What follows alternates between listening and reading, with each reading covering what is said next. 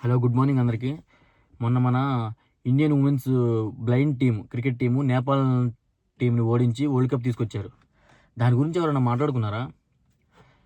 ఎవరు మాట్లాడుకోవాలి. అంటే ఇప్పుడు ఇది ఎందుకు మాట్లాడుతున్నానంటే, చాలామంది లేడీస్ని కించపరిచారని అదని ఇదని వస్తున్నారు కదా బయటికి. వాళ్ళందరూ లేడీస్ ప్రౌడ్గా ఫీల్ అయ్యే మూమెంట్స్ని ఏమన్నా ఒక స్టోరీ పెట్టడం కానీ, దేని గురించి మాట్లాడడం కానీ చేశారా? చేయలేదు. అలాగే మొన్న జ్యోతి గారు మన రన్నింగ్లో గోల్డ్ మెడల్ తీసుకొచ్చారు. అక్కడ అప్రిషియేట్ చేయడానికి కూడా ఎవరు లేక కళ్ళంపట నీళ్లు పెట్టుకుని బాధపడుతూ ఉన్నారు. ఆమె గురించి ఎవరైనా మాట్లాడారా? ఎవరో మాట్లాడాల. మన శివరంజని గారని ఓఆర్ఎస్ గురించి 8 years పోరాడి అది ఓఆర్ఎస్ వల్ల ప్రాణాలు పోతున్నాయి అని చెప్పి పోరాడి కోర్టులో కేసు గెలిచి చేశారు. చాలా కష్టపడ్డారు ఆ 8 years నుంచి. ఆమె గురించి ఎవరైనా మాట్లాడారా? ఎవరో మాట్లాడాల.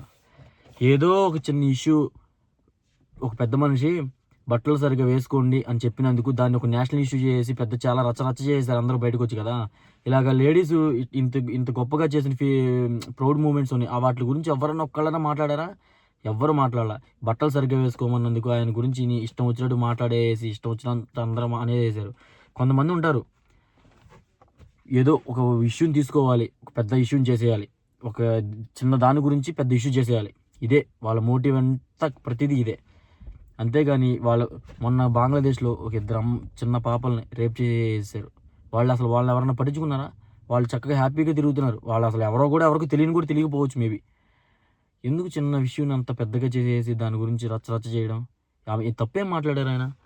బట్టలు సరిగ్గా వేసుకోండి అని చెప్పడం అది తప్ప? దాని గురించి ఎంత ఇష్యూ చేయాల్సిన అవసరం ఏముంది? ఆ అన్వేష్ ఉన్నాడు, వాడికి దొరికిద్దా, దేని గురించి ఇది మాట్లాడదామా, ఎలా డబ్బులు సంపాదిద్దాం, ఇదే పని తప్ప వాడికి వేరే పని ధ్యాస లేదు.